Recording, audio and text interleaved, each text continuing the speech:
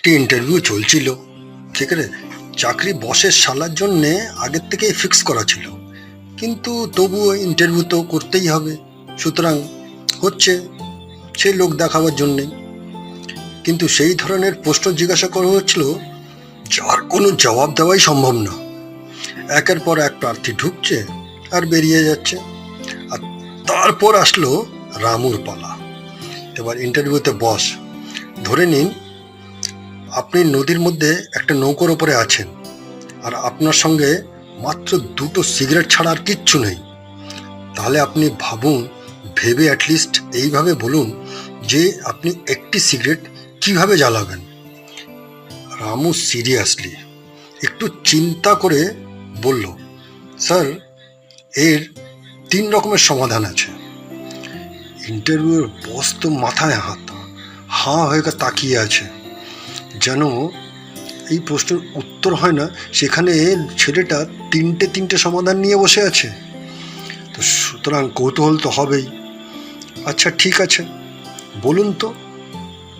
এবার প্রথম উত্তর রামুর, একটি সিগারেট জলে ফেলে দিলাম, তারপর নৌকোটা লাইটার হয়ে গেল, আর সেই লাইটার দিয়ে আপনি সিগারেটটা জ্বালাতে পারেন। বসের তো কলজে লাফিয়ে যেন মুখে চলে আসার মতন অবস্থা।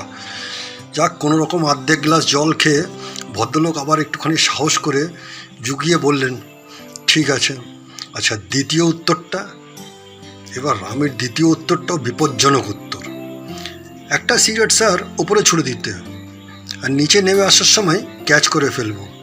ক্যাচেস উইন দ্য ম্যাচ, আর সেই ম্যাচ দিয়ে আমি সিগারেটটা ধরিয়ে নেব। ইন্টারভিউ আর ওনার কাছে কোনো উত্তর নেই, জিভ গিয়ে তালুতে সেটে গেছে। কিন্তু যেহেতু ইন্টারভিউ টেবিলে আছেন, সুতরাং ওটা শুনতে তো ওনাকে হবেই। রামু, স্যার, তৃতীয় সমাধানটা।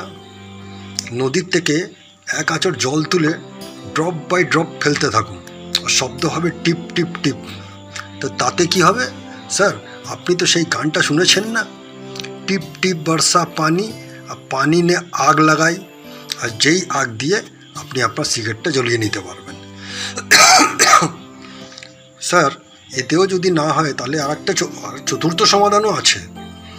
আপনি একটা সিগারেটকে আদর করুন, দেখবেন অন্য সিগারেটটা হিংসায় জ্বলে যাবে। হতচ্ছাকিত বস খুশিতে চিৎকার করে উঠল, তাহলে শালাকে মারো গুলি, গুরু, এই চাকরি তোমার, চিন্তা একদম করবে না।